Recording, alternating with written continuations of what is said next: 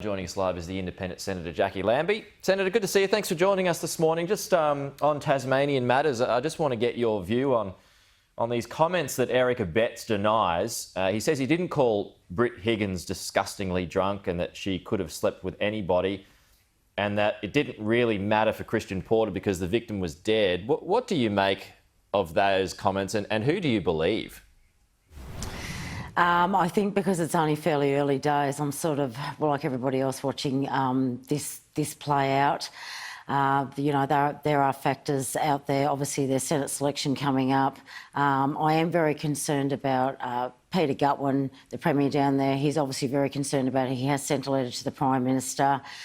Look, I don't want to take sides at this point in time. I'm not sure. I have not spoken to them personally, both of them, and I think that I would owe it to myself and them and anybody else that's involved in this and that's been named, and what is alleged to have been said, that I owe it to both those members and myself to speak to them personally on that before I say anything out of respect. Okay, yeah, well, fair enough. I mean, I was going to ask Mr Abetz says that Sue Hickey was being mischievous because she was recently disendorsed as a Liberal candidate. I mean, is there something in that?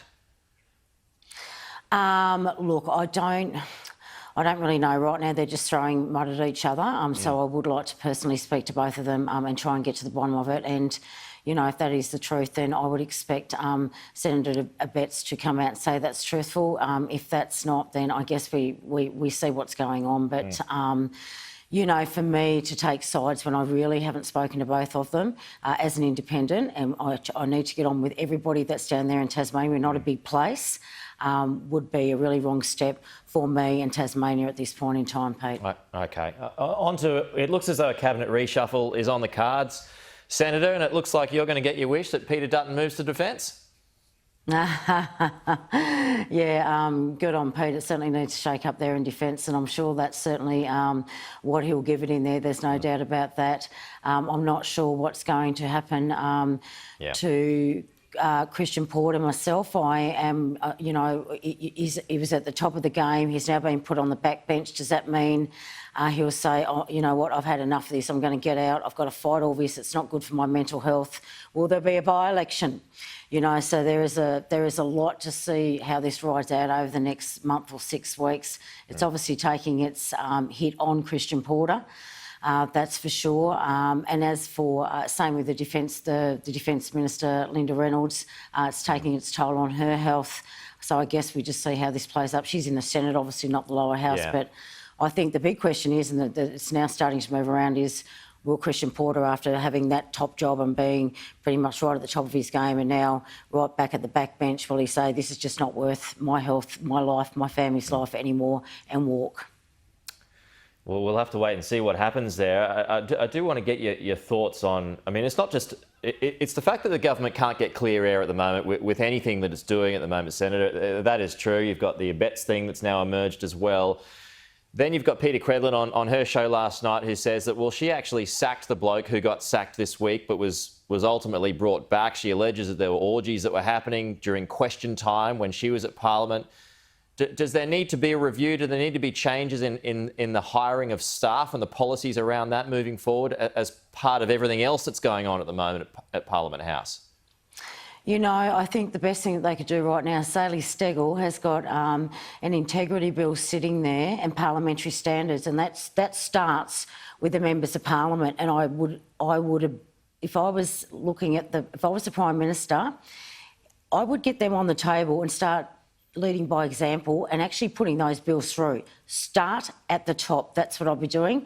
I have a great deal of respect for Peter Credlin, and good on her for coming out as she would, and you wouldn't expect anything less out of her. And I'll tell you what, if anyone knows what was going on up here, it will be Peter Credlin. There's no doubt about that. So good on her for coming out. As a matter of fact, I keep saying this to people, I'm surprised she's not up here having a run, to be honest with you, because we could certainly do with some nice, powerful, strong women in this parliament. Well, she says she's not afraid to speak up, and we know that. So she's not going to be staying silent anymore. That's what her claim was last night. Should people be nervous about that? They should be, because I think what Peter Quinlan would know after being, 16 or 17 years up here and being pretty much towards the end there, making her way up the top, she would have seen everything going on. She would know. If she's saying something, then I have no doubt whatsoever, whatever she's saying is the truth. So good on Peter Quinlan. Like I said, she has that extraordinary amount of power and strength, and there is no reason to doubt what she's saying, and good on her. She knows if you've got to change culture, you've got to be loud, you've got to get out there on the front foot, and it's exactly what she's doing, so good on her. Just a last one, Senator. Are you encouraged by the conversation around a potential royal commission into veteran suicide this week? I think that the Prime Minister could certainly do with some wins and some good feel things at the moment. I think to give those veterans and their families some peace of mind and give them what they finally want would be certainly a step in the right direction. Look, it's not that we want this Royal Commission, we actually need it. I understand we have a lot of coronial inquests going on in every different state. I have no problem with him giving the Commissioner, if he wants to keep that commission in. You cannot run both. We know that, but what I wouldn't mind doing is maybe turning that Commissioner into a coroner, and any death, while that Royal Commission is going on, that they're looking at that simultaneously. I don't see a problem with that, and I think that that would be a great idea. So I've put those ideas out there, but certainly to cover while the Royal Commission is looking in the past, that there be a coroner sitting there and it's all going to one spot. All those veteran suicides are going to one spot, not scattered around the country. That why not put in a coroner while that is going on? All right, Senator Jacqui Lambie, appreciate your time as always. We will talk to you again soon. Thank you very much.